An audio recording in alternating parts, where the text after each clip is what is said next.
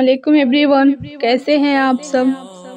آج ہم جانیں گے تہجد میں مؤذن کیسے ہوتے ہیں۔ اللہ تعالیٰ آخر کن لوگوں کی تہجد کی توفیق دیتا ہے؟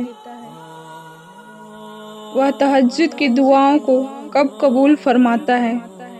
وہ کیا کیا نشانیاں ہیں؟ تو سنو، تمہارا رب فرماتا ہے، کون ہے جو مجھے رات کی تنہائی میں یاد کرے؟ میں اس کی تقدیر پلٹ دوں، میں اس کا نصیب بدل دوں۔ کون ہے جو مجھ سے سوال کرے، میں اس کو عطا کروں۔ تہجد وہ واحد ایک ایسا نشانہ ہے جو کبھی اپنے ہدف کو مس نہیں کرتا۔ رات کی تاریکی اللہ پر یقین رکھنے والوں کے لیے وہ روشنی ہے جو معجزات کی راہ دکھاتی ہے۔ اور اگر تمہارا دل یہ گمان کرتا ہے یہ کب اور کیسے ہوگا، تو یہ جان رکھو کہ وہ عرش کے خزانوں کا مالک کن کی طاقت رکھنے کے باوجود اگر تمہیں آزما رہا ہے تو سمجھ لو کہ اس دیر کے پیچھے بھی کوئی حکمت چھپی ہوئی ہے۔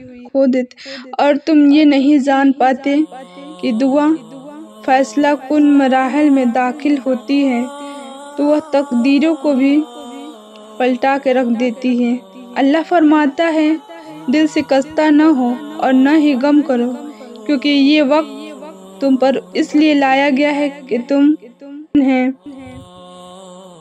یاد رکھو، جس طرح دل کا خالق دل سے گہرا تعلق ہے، بالکل اسی طرح تہجد کا وقت خالق کائنات سے گہرا تعلق ہے۔ اس وقت وہ رب اپنی رحمت کے ساتھ متوجہ ہو کر تمہیں خود سے قریب کر کے تمہاری فریاد کو بڑی غور سے سنتا ہے، کیونکہ تہجد تو ہے ہی عطاؤں کا دروازہ، تہجد تو ہے ہی مسئلے کا آخری حل اور کن کا آغاز ہے۔ نبی کریم صلی اللہ تعالی علیہ وسلم نے فرمایا، اللہ فرماتا ہے، ابن آدم تو میری عبادت کے لیے یکسو ہو جا، میں تیرا سینہ بے نیازی سے بھر دوں گا اور تیری محتاجی دور کر دوں گا اور تیری دعا کو قبول فرماؤں گا۔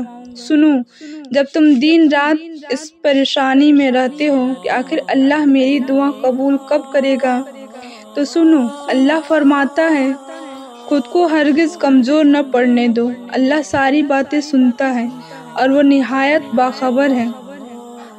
یاد رکھو، اللہ بہت اچھا سننے والا ہے۔ اللہ کا انسان کے ساتھ اتنا الگ اور اتنا تم تہجد کے وقت اس کے آگے روتے ہو تو وہ تمہارے آنسو اتنی قیمتی رکھتا ہے کہ یقین کرو، پھر وہ ایسے تقدیریں بدلتا ہے کہ انسان کی خود کی عقل حیران رہ جاتی ہے۔ اللہ فرماتا ہے کہ تیرا رب تجھے بھولنے والا نہیں ہے۔ تمہاری حاجتوں اور تمہاری ضرورتوں کو پورا کرنا، تمہاری قسمت کا بننا اور بگڑنا سب اللہ کے ہاتھ میں ہے، لہٰذا تمہارا اس کے آگے جھکنا اور اس سے مدد طلب کرنا۔ یاد رکھو کہ تہجد میں تمہیں سکون ملنا قبولیت کی سب سے بڑی نشانی ہے۔ جب لگے کہ دامن بس کچھ مت کرنا، صرف خاموشی سے سجدہ تہجد کرنا، وہ تم کو راہ دکھائے گا، وہ تمہاری بگڑی بنائے گا، وہ تمہاری قسمت کو پلٹائے گا اور تمہارا خالی دامن بھر جائے گا۔ قبولیت کی تو ایک نشانی یہ بھی ہے کہ جب تم زمانے کے آگے جھکنے کے بجائے،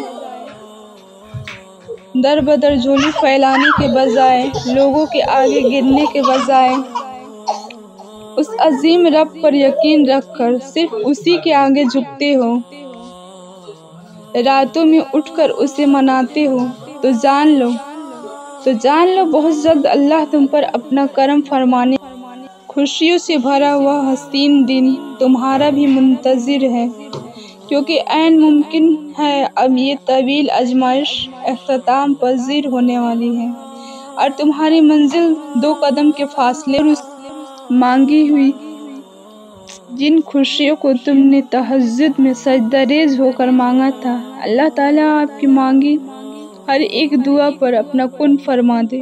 آمین یا رب العالمین۔